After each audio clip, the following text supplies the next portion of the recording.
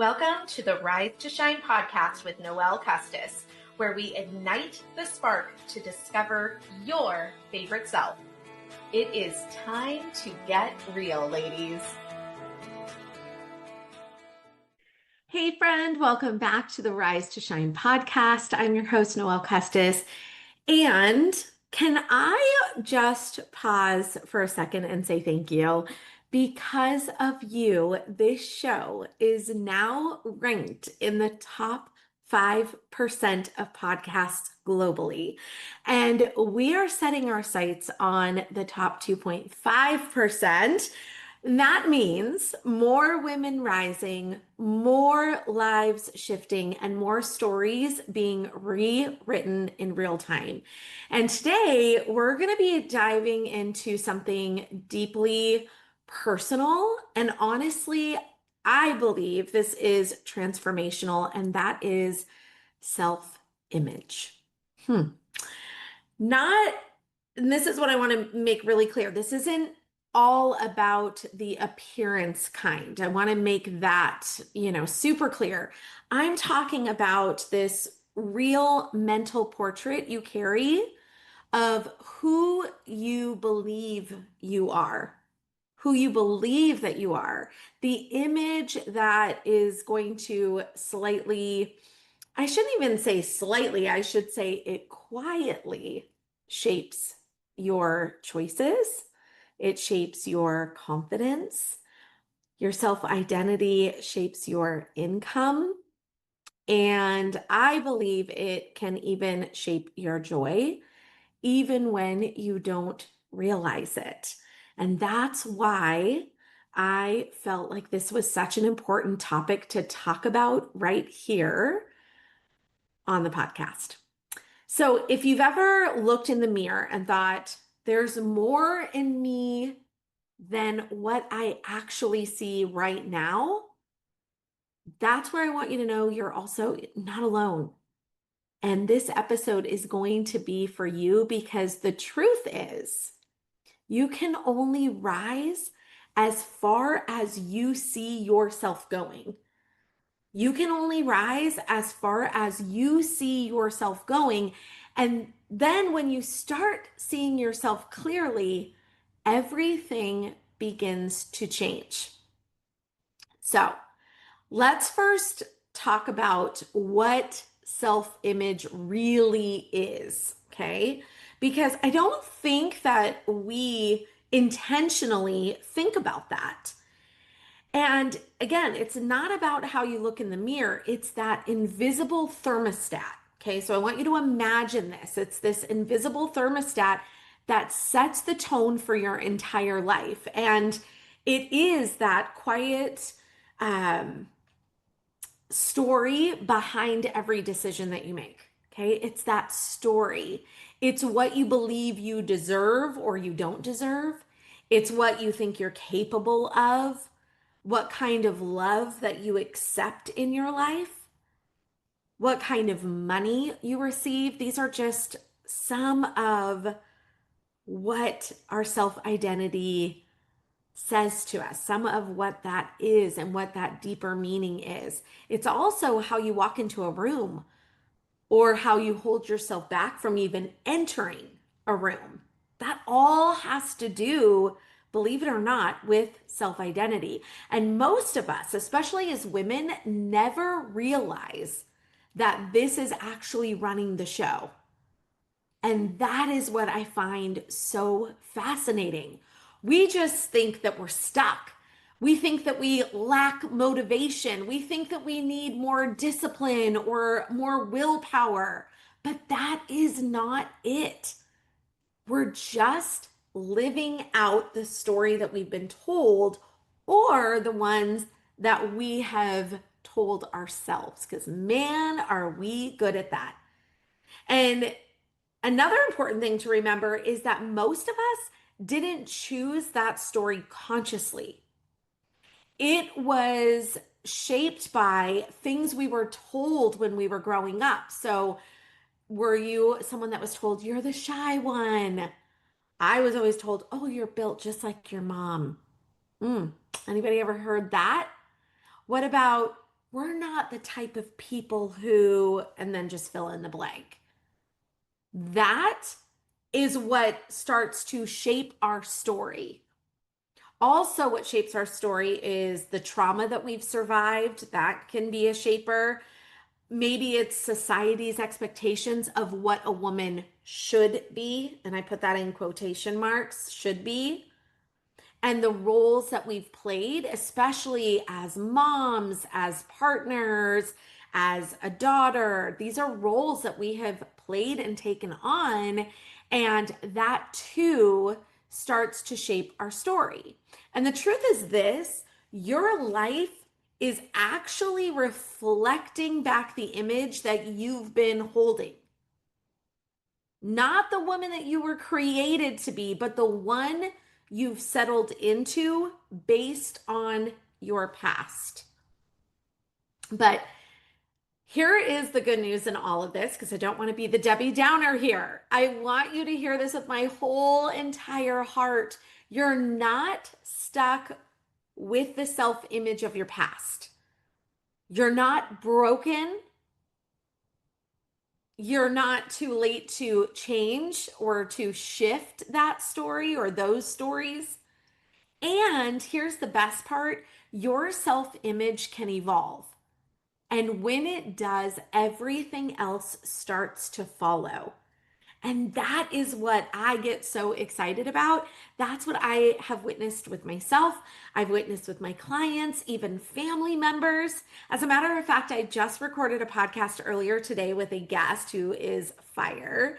And she literally, like, started to evolve herself with her self image about 10 years ago.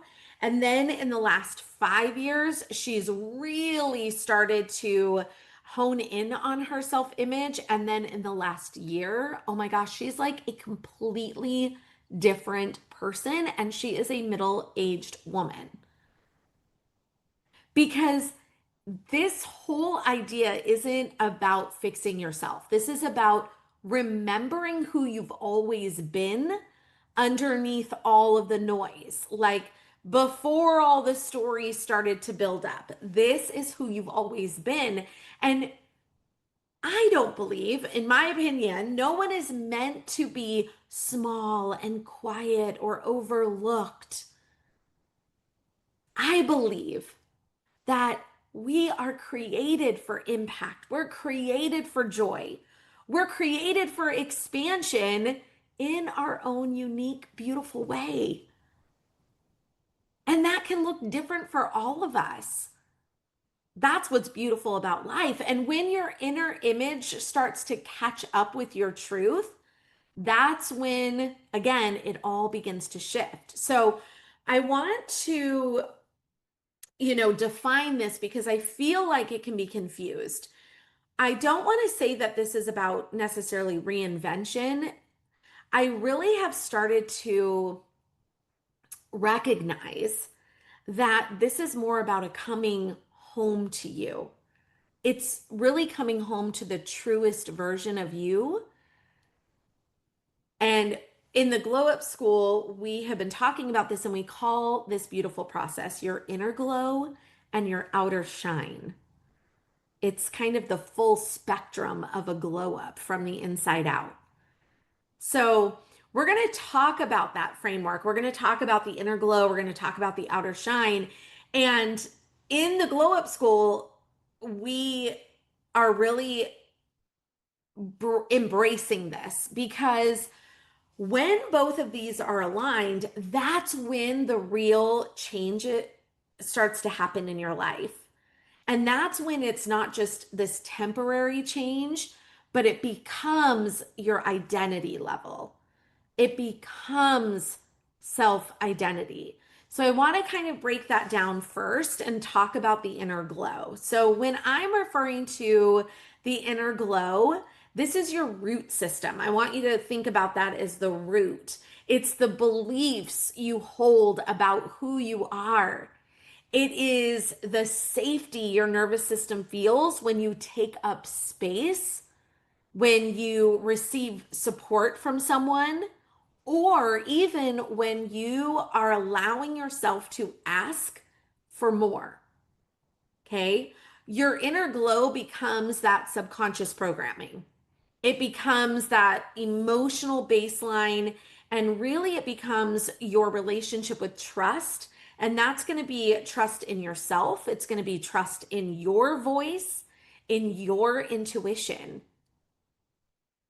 And the thing about your inner glow is you can't fake it. You can't white knuckle your way to confidence or force peace into a dysregulated body, a dysregulated nervous system. I used to have these thoughts. Okay. So again, want you to just, if you hear yourself in any of these, uh, gosh, always feel free to let me know because I love to hear your feedback. But I used to think if I just worked harder, if I just got more organized, if I just followed the right plan. But the thing is that no matter how many to-do lists that I made, I felt disconnected from myself because my identity hadn't shifted yet.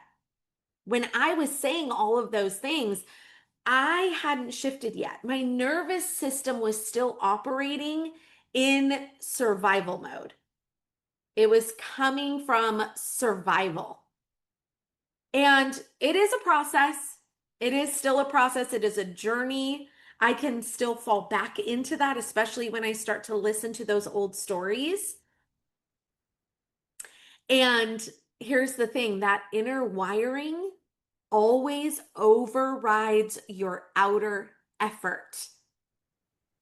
Okay, I want you to hear that again. Your inner wiring, so that subconscious, always overrides your outer effort. So I want you to try this. Start noticing your default thoughts. What are those thoughts that come to your mind right away? Those are your default thoughts. So when you walk past a mirror, what's the very first thing you think? And don't sugarcoat it. I want you to really pay attention to this. When someone compliments you, I want you to think about, what does your body do? What does your body do? How does it make you feel? Do you shrivel up? Do you like puff up? You think, oh, thank you. Are you someone that's easily able to say thank you, or are you someone that shrinks down? These are entry points into your self-image. And I'll tell you that the inner glow is where the healing starts to begin, because this is where you start to remember who you are before you became a mom, before you started taking on the roles, before all the noise, before all the pressure. That was already there. That inner glow starts to come back and starts to heal. I want you to think about yourself as a little girl. This is why I always love looking at a picture of myself when I was little, because that's where that inner glow for me starts to recognize like how much I loved her, how much I can look at her and compliment her and talk so kindly to her, because it was before all the stories, before all the noise, and before the pressure. Now, the outer shine, this is the expression of your glow. So it's kind of like thinking about your self-image and how it moves through the world. Okay. And it shows up in the ways that we speak. It shows up in the ways that we dress, the way that you move. It also shows up in boundaries that you set or you do not set. And it shows up in the decisions that you no longer put off. You don't delay them anymore. And the outer shine does not mean perfection. I really want you to hear me in that. It does not mean perfection. It just means alignment. It means that you're aligned. Your habits, your energy, and your presence start to reflect your upgraded self-image. So I want to give you an example of this. I remember this day I wore a dress that I had been, well, we'll just say I had been saving. You know, it was that dress that you're like, it's a little too nice for just running errands, but like I'm not really sure when I'm gonna wear it. I'll probably just wear it for a special event to justify wearing it, right? But one day I woke up and I was like, okay, I love this dress. It's so cute. Why do I keep putting it off? Who am I waiting for? What am I waiting for? So I literally just put it on that morning. I was like, I'm gonna put it on. I feel like curling my hair. I want to, put on some makeup because I don't always wear makeup. And it wasn't a special occasion, but I was like, you know what? I am becoming a woman who feels like I want my days to feel special when I go out and about. I want those days to sometimes feel special. And so I was like, well, what could I do in this dress? And I decided I'm going to go get some coffee. So I did. I went to a cute little coffee shop, and the coffee wasn't any kind of celebration, but what it reminded me of is that I got to celebrate because of me. And that is what I mean by like feeling like her, your favorite self. Wearing that dress helped me to feel like the favorite version of myself, and going and having coffee in it. And please no, this isn't like some semi-formal dress or anything like that. It was just like an extra cute, super cute dress that it's like that in between. Like you think you have to have a special occasion for. But I was like, you know what? I'm going to start stepping into the energy of the woman that I'm becoming today. I'm not going to wait for the special occasion. I'm not going to wait for tomorrow, because otherwise this dress is going to continue to sit in my closet. And I was like, I'm tired of waiting. How many of you have clothes in your closet that you're waiting to lose just a couple more pounds for? I mean, I I don't know. This comes up a lot with my clients that talk about, and my friends and my family. I mean, it seems like it's a running theme. It's like, oh, I have all these clothes in my closet, but I'm going to wait and wear them when I just lose a little bit more weight. And it's not because they don't fit you now. It's just because you think you need to do that. That's the story. So having the outer glow is literally choosing to embody her right now, to walk in her energy right now, to treat yourself with the same presence and the same joy and the same respect that she would. Who you imagine as your favorite self, step into it now. Even if it's just for a little coffee run, sitting there having coffee. And if I'm being super honest with you, I'm having to live this in real time right now, because I'm working on a project that has me completely exposed, like big time, raw and real. It is stretching me in ways I did not expect. I had a feeling it may, but not to this extreme. And it's bringing up a lot of insecurities I thought I had already outgrown. And this is why this is a journey. But that's what's so great about self-image, is that it can constantly evolve. It doesn't stop once you get there. We don't just get there and that's how we are forever. This work literally invites you again and again to tap into the next layer of her. Even when that fear creeps in, even when your old identity tries to pull you back. And that, my friend, is the gift. You get to become more of who you truly are, one day at a time, one decision at a time. And sometimes you have to be uber brave about it. And let me tell you, I didn't always have a really powerful self-image. I mean, I still, like I said, I'm still doing the work in real time right now. But if you know even a little piece of my story, you know I've walked through it.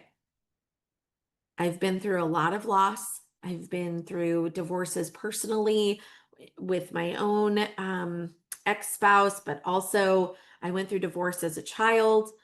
I've been through abuse. I've been through single motherhood. I've been through blended families. I mean, I've done the thing. And there was a chapter in my life where I didn't recognize myself in the mirror. I, let's put it this way, I had built an identity around being the strong one.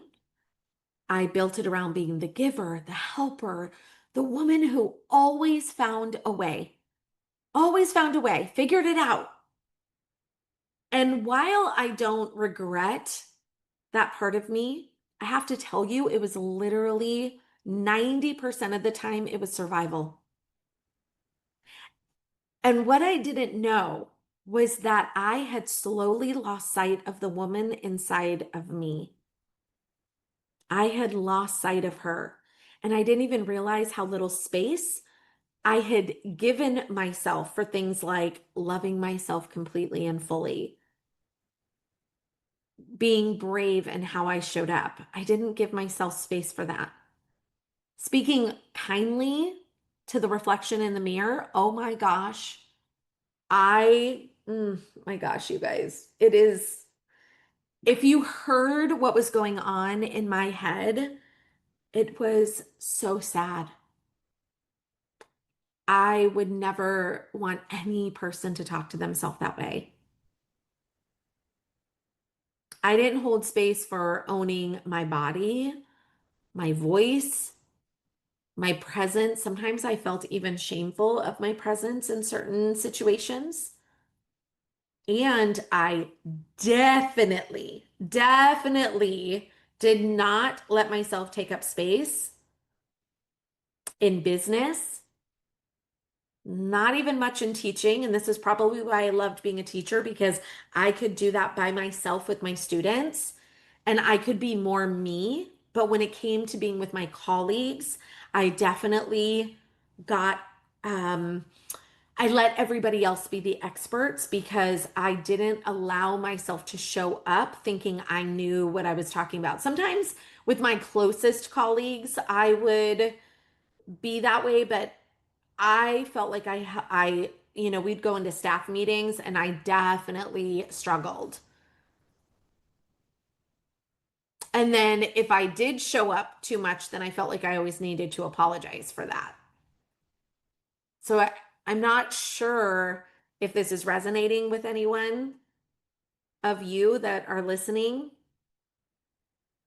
but I have a feeling it probably is. And what hurt the most through this process is not that others didn't see me, if whether they did or they didn't, because again, we tell ourselves our own stories, right? So maybe they did see me, but I felt like they didn't.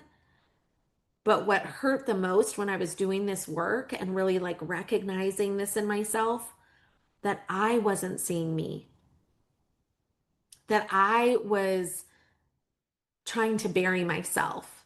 And that is when I came to that, I felt like it broke me wide open.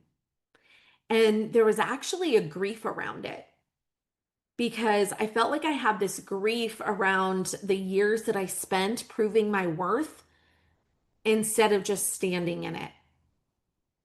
And there was also grief in how I carried other people's expectations while just being quiet.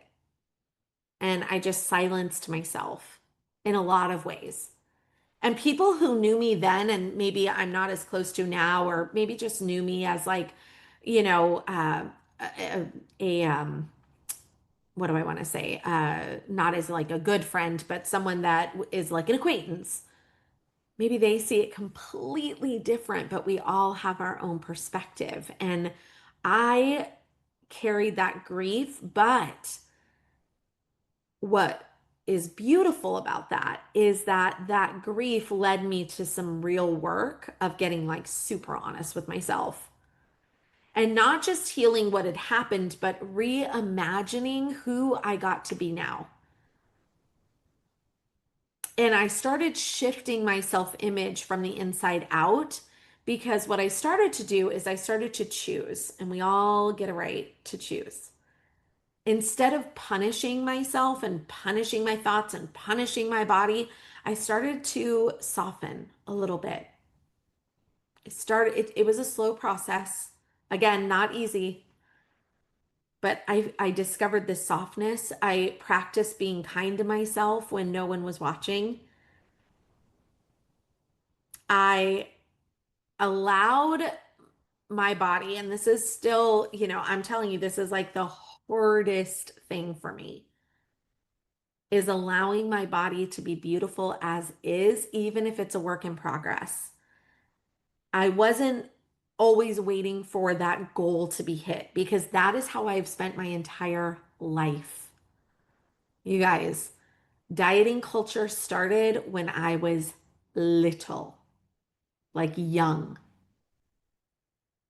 And one of my biggest things that I struggled with in my self identity was being chosen and not being chosen.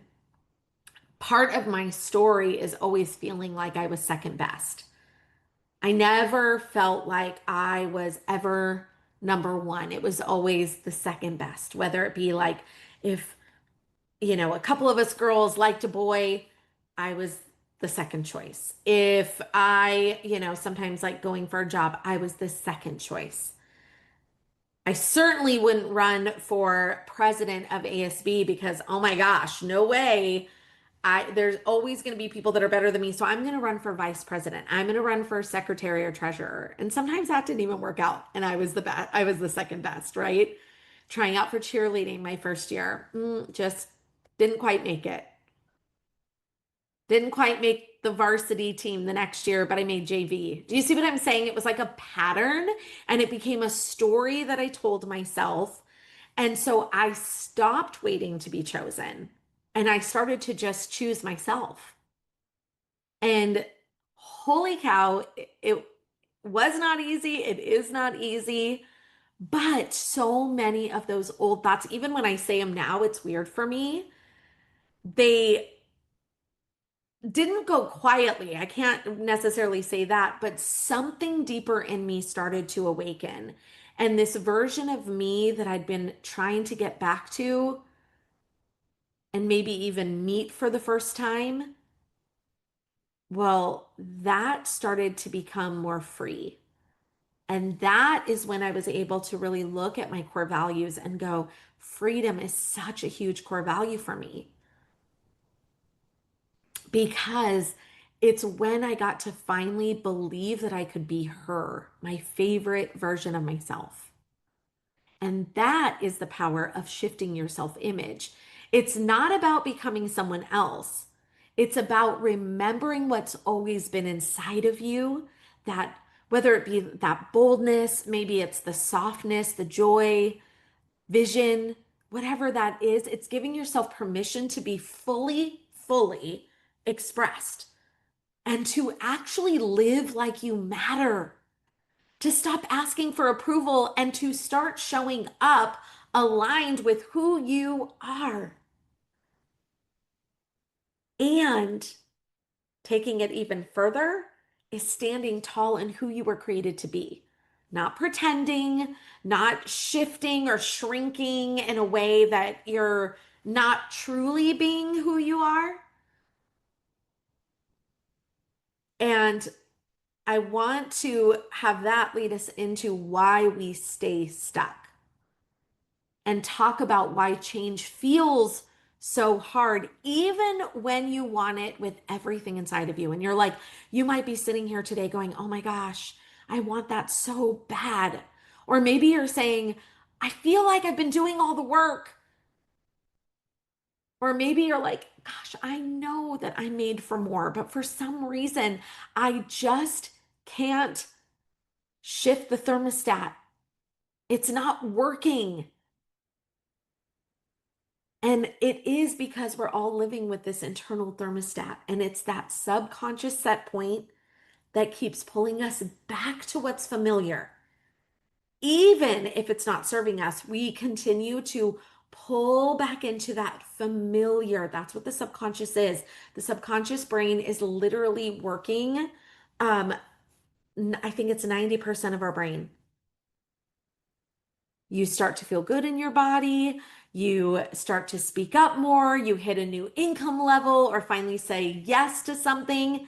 And then the overthinking creeps in. The sabotage creeps in. The who do you think you are thoughts. I love those. Those are my favorite. You then quiet yourself, you question yourself, and unconsciously, you actually bring things back to the surface that feel emotionally safe. Not necessarily that it feels good, but it's what feels familiar. I listened to a friend of mine who was talking on social media, and he said, he has let go of some addictions, but what he's realizing is that he's addicted to stress. And I was like, whoa, that is big, because even though it doesn't feel good for him, it is familiar. It's what is familiar to him. And that is the thermostat. That is your self image doing its job, keeping you inside of the parameters of your past programming. And this is where so many people get stuck. This is where I was stuck too. And it's not because you're lazy, it's not because you're inconsistent, it's not because you're failing. You're simply living at the temperature your identity is set to. But here is the truth that most people aren't going to tell you is that you can actually change that setting. You can create a new normal for yourself. You can create a new level of love and energy and ease. And it can be the one that your body and your mind and your heart believe are safe to hold on to. We can just raise that thermostat to where then that becomes the safety net, not this anymore. And you're not going to have to fake it. You're not going to have to like stretch into it and, fake it till you make it. It's just going to be bit by bit, retraining, thought by thought, action by action. It's a process. So, if you want to start shifting your set point, here's a really powerful question to reflect on. I love journaling. I love when you grab a pen and a piece of paper and you write this down, or you come back to this, or maybe you pause it right here and you really think about this. Here's the question I want you to ask yourself. What level of love, peace, or success feels normal to you? And what if you expanded that by just 5% today? I'm going to ask it again. What level of love, peace, or success feels normal to you? And what if you expanded that by just 5% today? Because when you stretch your self-image, your life is going to start to stretch to meet it. It's not faking it till you make it. You'll actually start to meet it. And then here's where we're going to get into the goods, because I love the journaling. I love the tips and tricks, because I want to feed you with empowering ways to grasp certain concepts and things that we're working on in our lives as women. But I also want to make sure that you're equipped with some tools and tips and tricks. So now that we've talked about what self-image is and why it matters, I want us to talk about how we can actually start to shift it, how we can raise that thermostat, because this isn't just a theory, I promise you. This is really that identity work, and identity work actually changes lives. I see it every single day. And here are 3 ways you can start upgrading your self-image today without waiting for permission, without waiting to be perfect. The number one thing I want you to do is I want you to name her. And this is where it starts, getting crystal clear on who you are becoming.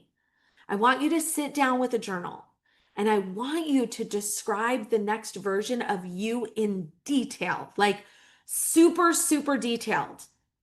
Not who you think. Okay, this is where I want you to make sure you're not doing like who you think you should be, not what other people expect you to be, but the real you in your heart, in your mind, in your nervous system that's been quietly rising underneath the roles and underneath the routines. Ask yourself, what does she believe about herself? What does she know to be true even when no one else sees it yet? What does she walk away from with no guilt? What can you walk away from with no guilt? This is you, like the version of you that you are going to journal about. And what does her peace cost? And is she willing to pay it? Are you willing to pay it? And then here's the key is I want you to write it in present tense, like right now, today. Not one day I will be, but I want you to write it in the present tense of I am a woman who speaks kindly to herself. I am a woman who follows through. I am a woman who feels good in her skin. You guys, when we start putting I am in front of what we declare to be true, whew, there is power in it. Because if you don't define her, the world will do it for you. And that is what has been happening for most of you. So stay in the present tense and just go. Just go. Give yourself permission to go. And then number 2 is watch your words. The way you speak to yourself and about yourself becomes your self-image. Because words aren't just words, they're identity statements. If you're constantly saying, I'm such a mess, I'm just bad with money, I always give up, you guys, they are reinforcing where your thermostat is set. These aren't things that like you just say and they go away. You know how they say words stick? Yep, words stick in that subconscious brain. And this is reinforcing the thermostat and the setting of the thermostat. So instead, I want you to catch yourself and don't beat yourself up over it because it probably has become huge habits, but gently start to reframe it and try, I'm learning how to have better habits around money. I'm building new habits around money. I've fallen before, but I always rise. I'm learning how to be more grounded. Okay. Those are the things that I want you to really be thinking about because this isn't toxic positivity. Okay. So I want you to know that this isn't toxic positivity. Okay. This is identity realignment. You're choosing to speak from the truth of who you're becoming, not the pain and all of the stuff that has surrounded you and the pain that you've been. That's where I want you to know the difference. And then number 3, I want you to anchor with action. Now, here is where I believe the magic starts to happen because this is when you're going to take a small step today as her. And when I say as her, your favorite self, not the one who's tired, not the you who's afraid and you're like, oh crap, but the version of you who's walking in her glow up era, the one you just wrote about. Okay. So this is when you're, really kind of taking it in. And this is where you do like what I did when I put on that stinking dress and I went on a coffee date with myself. This is where you're going to wear that bolder outfit. This is where you're going to make that phone call that maybe you've been wanting to make, but you've been too chicken to do it. Maybe this is where you're going to say no without over explaining and you're going to set those stinking boundaries. Maybe it's going to be logging off early and just being able to lay it down. Maybe you've been telling yourself you're going to go to bed on time. Well, step into her today and go to bed on time. Get that sleep that you need. Take the walk because your nervous system deserves the peace. And yes, you can make the time. Step into her today. It doesn't have to be a huge thing, it just has to be aligned with who her is to you. Because every time, and this is the brain science stuff that I just geek out on, is that every time you take an action that matches your future self-image, your brain and body go, "Oh, this is who we are now." And then that is how transformation becomes inevitable. That is how our thermostat setting raises and stays until we want to raise it again. So if you're taking anything from this episode, let it be this: you're not waiting to become her.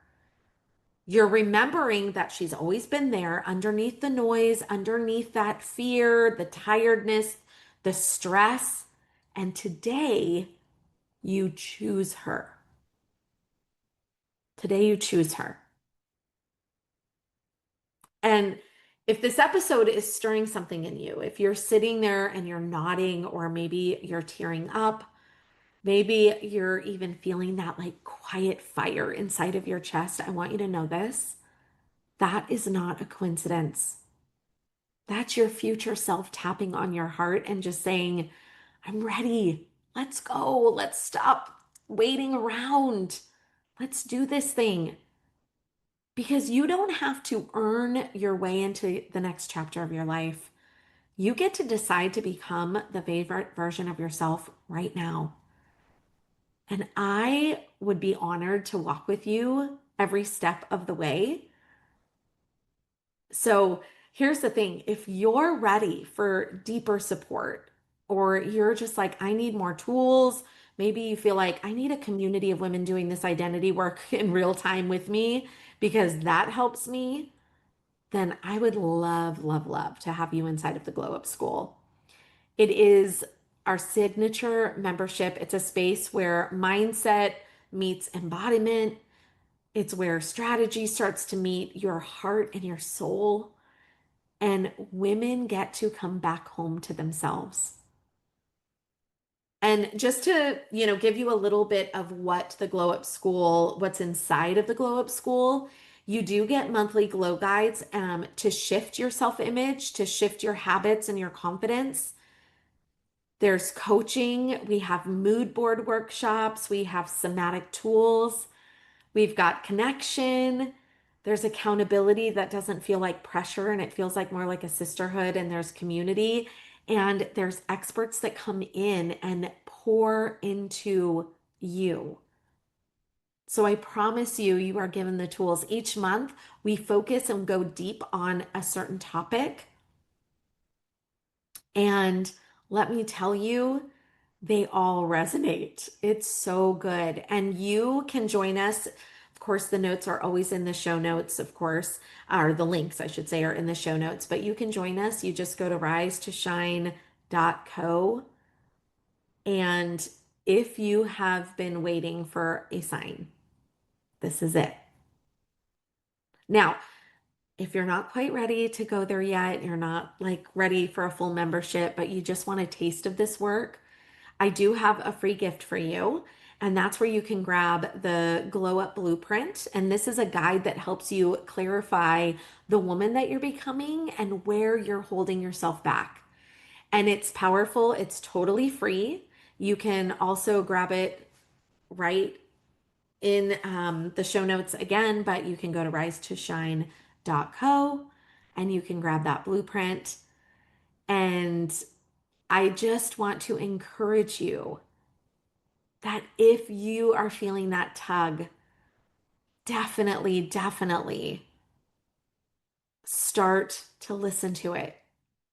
And then if you're a woman in business, or you just are wanting to show up in more rooms, more communities, I also created something. It's called the Confidence to Connect Digital Starter Pack. And it's a low cost, but it is a high impact toolkit that helps you walk into spaces more confidently. And that could be online, it can be in person. And it just helps you to feel more grounded and confident and magnetic. There's practice scripts in there, there's visibility strategies, and the reason why I'm mentioning it on this episode, there is identity level support in there. And you can grab that as well. So here's what I want to leave you with. You don't need to do this perfectly. You just need to keep showing up for the version of you that already exists. The one who has been so beyond patient, waiting for you to believe in her again. And if you don't feel quite ready, do it anyway. That's when, and that's where your next chapter really starts to begin. So I just want to encourage you to go for it. If you're feeling that nudge, whatever that looks like for you, we have space here.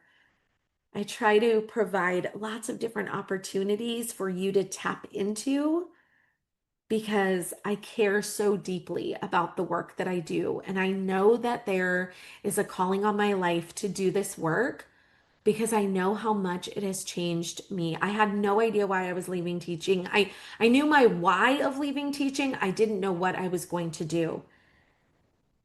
And I believe that there has been no accident in my path.